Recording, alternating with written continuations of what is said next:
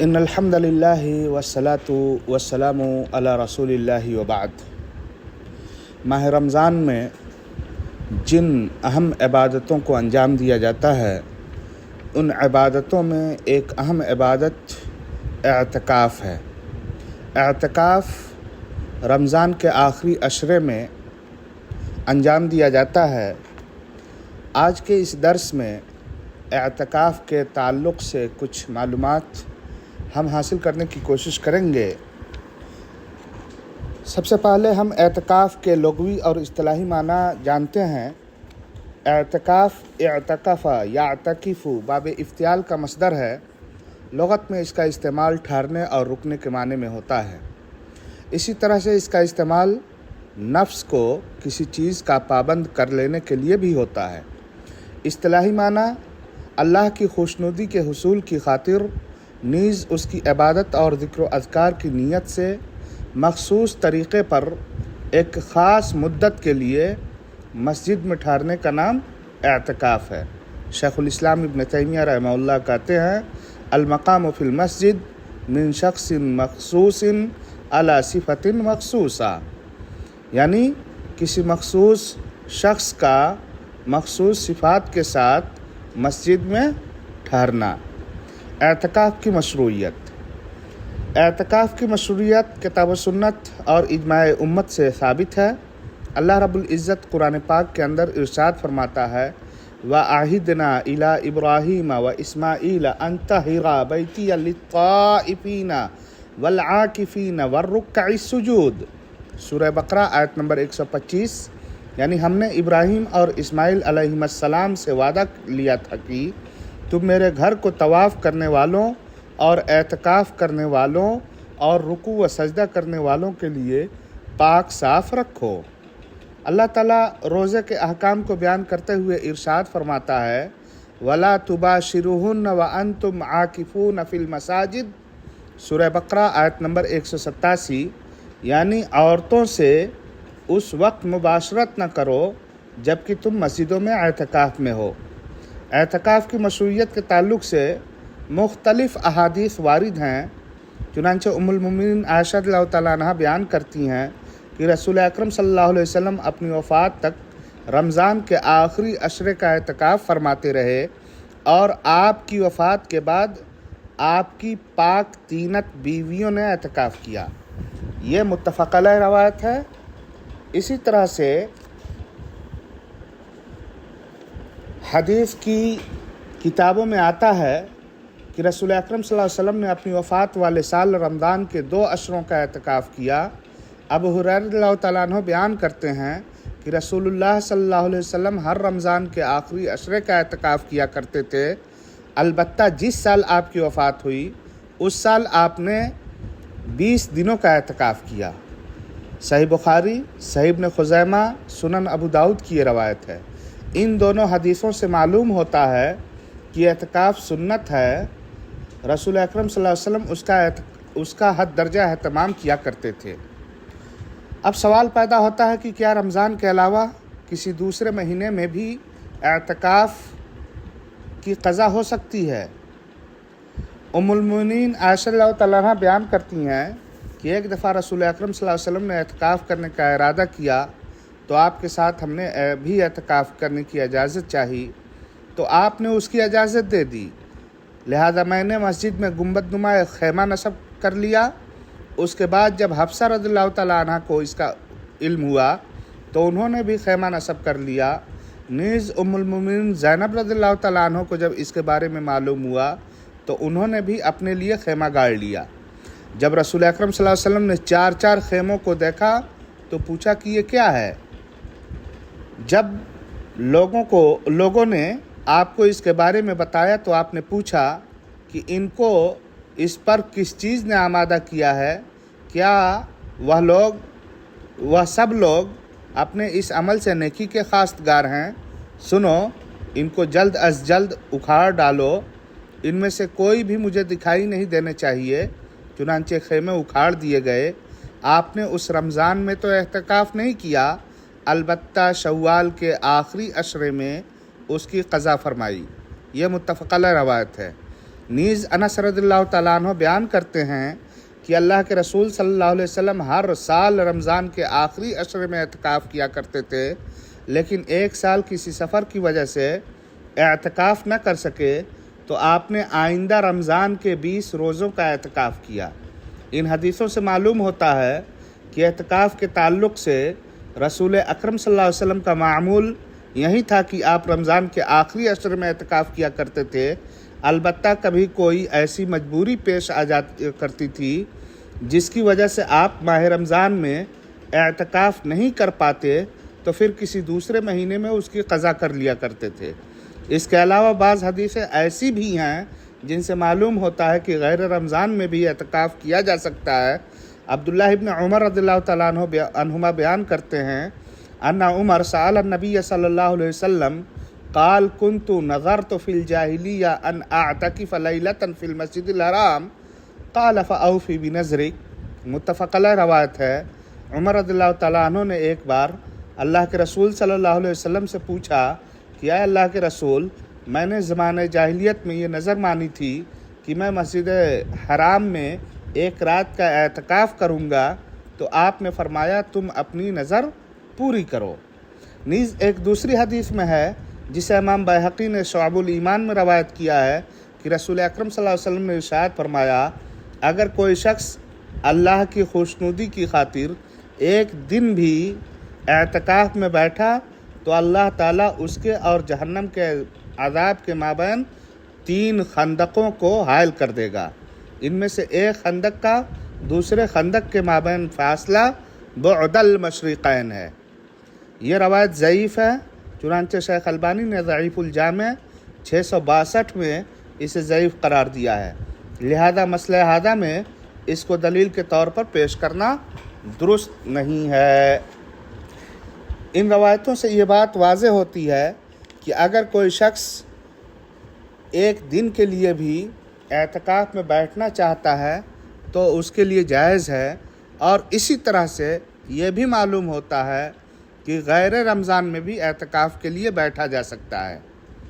گویا کہ اصل یہی ہے کہ ایک انسان رمضان کے آخری عشرے میں اعتکاف کرے، لیکن اگر کسی وجہ سے کوئی ایسا نہیں کر سکتا ہے یا کسی نے نظر مانی ہے تو پھر دوسرے دنوں میں بھی اعتکاف کرنا جائز ہے۔ نیز سابقہ حدیثوں سے یہ بھی معلوم ہوتا ہے کہ اعتکاف مرد و عورت ہر دو کے لیے سنت ہے، اور جن لوگوں نے اس کو مکروہ قرار دیا ہے، ان کی عورتوں کے حق میں اسے مکروہ قرار دیا ہے، ان کی بات درست نہیں ہے۔ ملاحظہ ہو فقہ الاعتکاف للشیخ ناصر بن سلیمان العمر۔ اعتکاف کی فضیلت۔ اب سوال پیدا ہوتا ہے کہ کتاب و سنت میں اعتکاف کی کیا کوئی فضیلت وارد ہے، اور اعتکاف میں اگر ہم بیٹھتے ہیں تو ہمیں اس کے تعلق سے کیا ثواب حاصل ہوتا ہے؟ تو اعتکاف کی فضیلت کے سلسلے میں مختلف احادیث وارد ہیں، لیکن وہ سبھی حدیثیں یا تو ضعیف ہیں یا پھر موضوع۔ امام ابو داؤد رحمہ اللہ کہتے ہیں میں نے امام احمد سے پوچھا کیا آپ کو اعتکاف کی فضیلت کے بارے میں کسی حدیث کا علم ہے؟ امام احمد کہنے لگے نہیں، لیکن اس سلسلے میں کچھ ضعیف روایتیں معلوم ہیں۔ اعتکاف کی فضیلت کے بارے میں وارد ضعیف حدیثوں میں سے کچھ حدیثوں کو یہاں بیان کرتا ہوں تاکہ ہمیں یہ معلوم ہو سکے کہ یہ روایتیں ضعیف ہیں۔ اگر کوئی اعتکاف کی فضیلتوں کو بیان کرتے وقت ان حدیثوں کو ذکر کرے تو ہم اس کو یہ بتائیں کہ یہ حدیثیں ضعیف ہیں۔ پہلی روایت میں ہے عبداللہ ابن عباس رضی اللہ تعالیٰ عنہ بیان کرتے ہیں کہ اللہ کے رسول صلی اللہ علیہ وسلم نے اعتکاف کرنے والوں کے بارے میں فرمایا هو يعكف الذنوب ويجرى له من الحسنات كعامل الحسنات كلها۔ سنن ابن ماجہ کی روایت ہے ایسا انسان گناہوں سے محفوظ رہتا ہے، اس کے حق میں ہر طرح کی نیکیوں کو انجام دینے والے جیسا ثواب لکھ دیا جاتا ہے۔ اسے شیخ البانی نے ضعیف ابن ماجہ میں ضعیف قرار دیا ہے۔ ایک دوسری روایت ام المومنین عائشہ رضی اللہ تعالیٰ عنہ بیان کرتی ہیں کہ رسول اکرم صلی اللہ علیہ وسلم نے ارشاد فرمایا من اعتکف ایمانا واحتسابا غفر له ما تقدم من ذنبی، یعنی جس نے ایمان کے ساتھ اجر و ثواب کی نیت سے اعتکاف کیا اس کے سارے گناہ معاف کر دیے جاتے ہیں۔ اسے شیخ البانی نے ضعیف الجامع الصغیر میں ضعیف قرار دیا ہے۔ तीसरी रवायत हुसैन इब्न अली के रज़ियल्लाहु ताला अन्हु के हवाले से बयान की जाती है कि अल्लाह के रसूल सल्लल्लाहु अलैहि वसल्लम ने इरशाद फरमाया, मन अतकफ़ अशरन फ़ी रमज़ान कान का हज्जतैनी व उम्रतैन, यानी जिस किसी ने रमज़ान के 10 दिनों का एतकाफ़ किया उसे 2 हज या 2 उम्रों का सवाब हासिल होगा। इसे इमाम बैहक़ी ने रवायत किया है और ज़ईफ़ करार दिया है। शेख अलबानी ने सिलसिला ज़ईफ़ा में इसे मौजू कहा है। चौथी रवायत अब्दुल्ला इब्न अब्बास रज़ियल्लाहु ताला अन्हु से है कि अल्लाह के रसूल सल्लल्लाहु अलैहि वसल्लम ने इरशाद फरमाया, मन अतकफ़ यौमन इब्तिग़ाअ वजहिल्लाह जअलल्लाहु बैनहु व बैनन नारि सलास खनादिक़ अबअद मिम्मा बैनल खाफ़िक़ैन। इस रवायत की तरफ शुरू में इशारा गुज़रा है कि अगर कोई एक दिन का एतकाफ़ करता है तो अल्लाह ताला उसके और जहन्नम के माबैन 3 खंदक जैसी दूरी बना देगा। मुराद यह है कि मशरिक़ व मगरिब की मसाफत से भी ज़्यादा दूरी कर देगा। ये तमाम रवायतें ज़ईफ़ हैं। वैसे अगर हम किताब व सुन्नत के उसूल व मबादी को देखें तो हमें मालूम होगा कि एतकाफ़ की फ़जीलत कई सारे उसूल व मबादी के तहत साबित है। चुनांचे ये अम्र मुसल्लम है कि बहुत सारी हदीसों में नवाफिल और दिगर इबादतों के ज़रिए रब ताला की क़ुर्बत हासिल करने की तरगीब साबित है, और यह अहादीस अपने उमूम के एतबार से तमाम इबादतों को शामिल हैं जिनमें एतकाफ़ भी है। उनमें से हम सिर्फ़ एक हदीस कुदसी के तज़किरे पर इक्तफ़ा कर रहे हैं। अबू हुरैरा रज़ियल्लाहु ताला अन्हु से मरवी है कि नबी करीम सल्लल्लाहु अलैहि वसल्लम ने अल्लाह ताला से नक़ल किया है कि मा तक़र्रब इलैया अब्दी बिशैइन अहब्ब इलैया मिम्मा इफ्तरज़्तु अलैहि व मा यज़ालु अब्दी यतक़र्रबु इलैया बिन्नवाफ़िल हत्ता उहिब्बुहु फ़इज़ा अहबब्तुहु कुन्तु समअहु अल्लज़ी यसमअु बिही व बसरहु अल्लज़ी युबसिरु बिही व यदहु अल्लती यब्तिशु बिहा व रिजलहु अल्लती यमशी बिहा व इन सअलनी लउतियन्नहु व लइन इस्तआज़नी लउईदन्नहु। बुखारी की रवायत है, जब मेरा कोई बंदा मेरी पसंदीदा और मेरी फ़र्ज़ करदा चीज़ों के ज़रिए से मेरी क़ुर्बत हासिल करता है और मेरा बंदा नवाफिल के ज़रिए मेरी क़ुर्बत हासिल करने लगता है तो मैं उससे मोहब्बत करने लगता हूँ, और जब मैं किसी से मोहब्बत करने लगता हूँ तो मैं उसका कान बन जाता हूँ जिससे वो सुनता है, उसकी आँख बन जाता हूँ जिससे वो देखता है, उसका हाथ बन जाता हूँ जिससे वो पकड़ता है, उसकी टांग बन जाता हूँ जिससे वो चलता है। अगर वह मुझसे मांगता है तो मैं उसको नवाजता हूँ, मेरी पनाह में आना चाहता है तो मैं उसको पनाह देता हूँ। नीज़ इस इबादत की फ़जीलत उन हदीसों से भी साबित होती है जिनमें मस्जिद में क़याम करने और इबादत की गर्ज से मस्जिदों में बैठने की फ़जीलत वारिद हुई है। अबू दरदा रज़ियल्लाहु ताला अन्हु बयान करते हैं कि अल्लाह के रसूल सल्लल्लाहु अलैहि वसल्लम ने इरशाद फरमाया, अल मस्जिदु बैतु कुल्लि तक़ी व तकफ़्फ़लल्लाहु लिमन कान अल मस्जिदु बैतहु बिर्रौहि वर्रहमा वल जवाज़ि अला सिराति इला रिज़वानिल्लाहि इलल जन्ना। मुस्नद शहाब कुज़ाई की रवायत है। शेख अलबानी ने सही तरगीब व तरहीब में इसे हसन लगैरी करार दिया है कि मस्जिद हर मुत्तकी और परहेज़गार का घर है। जो शख्स मस्जिद को अपना घर बनाए अल्लाह ताला उसे रहमत और मेहरबानी के बाइस पुले सिरात से गुजार कर अपनी रज़ामंदी और फिर जन्नत पहुँचने की ज़मानत देते हैं। ये बशारत और खुशखबरी एतकाफ़ करने वाले के हक़ में भी साबित होगी, क्योंकि वो भी रमज़ान जैसे बाबरकत महीने में अपना तमाम कारोबार और दिगर मशागिल तर्क करके अल्लाह की खुशनुदी के हुसूल के लिए अल्लाह ताला के घर यानी मस्जिद को अपना मस्कन बनाता है। चुनांचे वो शख्स भी अल्लाह की रज़ामंदी और जन्नत की ज़मानत हासिल करने वालों में से होगा। एक दूसरी हदीस में अबू हुरैरा रज़ियल्लाहु ताला अन्हु बयान करते हैं कि अल्लाह के रसूल सल्लल्लाहु अलैहि वसल्लम ने इरशाद फरमाया, मा तवत्तन रजुलुन मुस्लिमुन मसाजिदा लिस्सलाति व ज़िक्रि इल्ला तबश्शशल्लाहु लहु कमा यतबश्शशु अहलुल गाइबि बिगाइबिहिम इज़ा क़दमा अलैहिम। यानी जो शख्स नमाज और ज़िक्र करने की नीयत से मस्जिद में क़याम पज़ीर होता है उससे अल्लाह ताला हद दर्जा खुश होता है, जिस तरह से गुमशुदा शख्स के घर आने पर उसके घर के अफराद खुश होते हैं। ये सुनन इब्न माजा की रवायत है। शेख अलबानी ने सही इब्न माजा में इसे सही करार दिया है।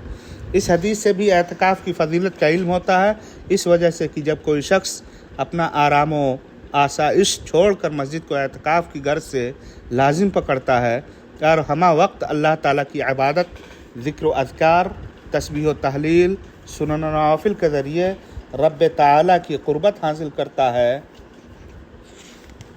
تو ایسا شخص بدرجہ اولا اس حدیث کے کا مصداق ٹھہرتا ہے اور اس حدیث میں بیان شدہ فضیلت کا مستحق قرار پاتا ہے۔ اب اختصار کے ساتھ اعتکاف کے کچھ آداب آپ کے سامنے بیان کر رہا ہوں۔ اگر کوئی اعتکاف کرنا چاہتا ہے تو اس کے لیے ضروری ہے کہ وہ اعتکاف کے آداب و ضوابط کی پاسداری کرے تاکہ اس کا اعتکاف درست ہو سکے۔ سب سے پہلی چیز یہ ہے کہ دیگر عبادتوں کی طرح اعتکاف کے لیے بھی نیت ضروری ہے اور نیت کے اندر اخلاص ضروری ہے۔ دوسری بات یہ ہے کہ اعتکاف کے لیے مسجد کا ہونا شرط ہے۔ اللہ تعالیٰ نے قرآن پاک میں فرمایا وَلَا تُبَاشِرُوهُنَّ وَأَنْتُمْ عَاكِفُونَ فِي الْمَسَاجِدِ۔ اس آیت کریمہ سے معلوم ہوتا ہے کہ اعتکاف کے لیے مسجد ضروری ہے۔ حافظ ابن حجر عسقلانی رحمہ اللہ کہتے ہیں اگر مسجد کے علاوہ دوسری جگہ میں اعتکاف درست ہوتا تو آیت کریمہ میں اعتکاف کی تخصیص مسجد کے ساتھ نہ کی گئی ہوتی، کیونکہ بیوی سے صحبت اعتکاف کے اکثر منافی عمل ہے۔ نیز رسول اکرم صلی اللہ علیہ وسلم کا معمول تھا کہ آپ مسجد میں ہی اعتکاف کیا کرتے تھے۔ ام المومنین عائشہ رضی اللہ تعالیٰ عنہ بیان کرتی ہیں کہ میں حیض کی حالت میں رسول اکرم صلی اللہ علیہ وسلم کی مانگ نکالا کرتی تھی اور آپ مسجد میں اعتکاف کیے ہوتے تھے۔ نافع مولى ابن عمر بیان کرتے ہیں کہ عبداللہ ابن عمر رضی اللہ تعالیٰ عنہما نے مجھے مسجد نبوی میں وہ جگہ دکھائی جہاں آپ صلی اللہ علیہ وسلم اعتکاف فرمایا کرتے تھے۔ صحیح مسلم کی روایت ہے۔ راجح قول کے مطابق ہر مسجد میں اعتکاف کر سکتے ہیں۔ کچھ لوگ کہتے ہیں کہ اعتکاف صرف 3 ہی مسجدوں میں درست ہے، مسجد حرام، مسجد نبوی اور مسجد اقصی، جس کے تعلق سے اللہ کے رسول صلی اللہ علیہ وسلم نے بیان فرمایا ہے کہ ایک حدیث میں بیان فرمایا ہے کہ لا تشد الرحال الا الى 3 مساجد۔ لیکن راجح قول کے مطابق اعتکاف کسی بھی مسجد میں ہو سکتا ہے۔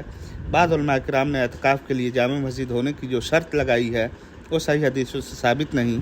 البتہ اعتکاف کرنے کے لیے ایسی مسجد کو منتخب کرنا چاہیے جس میں 5 وقتہ نمازوں کے ساتھ ساتھ جمعہ کی نماز بھی ادا کی جاتی ہو تاکہ معتکف کو مسجد سے زیادہ نکلنے کی ضرورت نہ پڑے اور وہ شخص یکسو ہو کر مسجد میں عبادات وغیرہ کی انجام دہی کر سکے۔ لیکن اگر کوئی شخص ایسی مسجد میں اعتکاف کیے ہوئے ہو جس میں جمعہ کی نماز ادا نہیں کی جاتی ہے تو اس کے لیے جائز ہے کہ وہ اس مسجد میں جائے جہاں جمعہ کی نماز ادا کی جاتی ہو۔ عبداللہ ابن عباس کہتے ہیں لا اعتکاف الا فی مسجد تقام فیہ الصلاۃ۔ ابن عثیمین کہتے ہیں ولا یصح یعنی الاعتکاف الا فی مسجد یجمع فیہ۔ اب ایک سوال ہے کہ کیا عورت کے لیے بھی مسجد ہی میں اعتکاف کرنا ضروری ہے؟ ہمارے معاشرے میں جو یہ بات رائج ہے کہ عورتیں اپنے گھروں میں ہی اعتکاف کریں گی، درست نہیں ہے۔ عورتوں کے اعتکاف کے تعلق سے درست یہ ہے کہ وہ مردوں کی طرح مسجدوں میں ہی اعتکاف کریں گی، جیسا کہ اللہ کے رسول صلی اللہ علیہ وسلم کے ہمراہ امہات المومنین نے مسجد نبوی میں اعتکاف کیا، اور جیسا کہ رسول اکرم صلی اللہ علیہ وسلم نے عائشہ کو مسجد میں اعتکاف کرنے کی اجازت مرحمت فرمائی تھی۔ ان کو دیکھ کر حفصہ، زینب رضی اللہ تعالیٰ عنہما نے بھی مسجد میں اپنے اپنے خیمے نصب کر لیے تھے، جس کی وجہ سے رسول اکرم صلی اللہ علیہ وسلم نے خیموں کو اکھاڑنے کا حکم دیا۔ اس سے معلوم ہوتا ہے کہ اگر کوئی عورت اعتکاف کرنا چاہے تو مسجد ہی میں اعتکاف کرے گی، کیونکہ عورت کے لیے بھی یہی محل اعتکاف ہے۔ اگر مسجد عورتوں کے لیے مقام اعتکاف نہ ہوتی تو رسول اکرم صلی اللہ علیہ وسلم عائشہ رضی اللہ تعالیٰ عنہ کو مسجد میں خیمہ نصب کرنے کی اجازت ہرگز نہ دیتے۔ ازواج مطہرات کا یہ عمل رسول اکرم صلی اللہ علیہ وسلم کی معیت ہی میں نہ تھا، بلکہ صحیح بخاری و صحیح مسلم کی روایتوں میں یہ اضافہ موجود ہے کہ رسول اکرم صلی اللہ علیہ وسلم کے بعد ازواج مطہرات مسجد ہی میں اعتکاف کیا کرتی تھیں۔ ان حدیثوں کے حوالے سے امام نووی رحمہ اللہ رقم تراز ہیں کہ ان حدیثوں سے معلوم ہوتا ہے کہ اعتکاف صرف مسجدوں میں ہی درست ہے، کیونکہ رسول اکرم صلی اللہ علیہ وسلم، ازواج مطہرات اور صحابہ کرام مشقت کے باوجود مسجد ہی میں اعتکاف کیا کرتے تھے، اگر گھروں میں اعتکاف جائز ہوتا تو وہ گھروں میں اعتکاف کرتے، ایک بار ہی صحیح، خصوصاً عورتیں، کیونکہ ان کی ضروریات گھر سے زیادہ وابستہ ہیں۔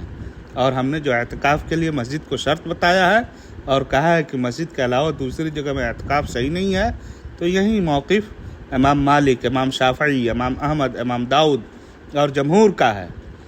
اس حکم میں مرد و عورت سبھی یکساں ہیں۔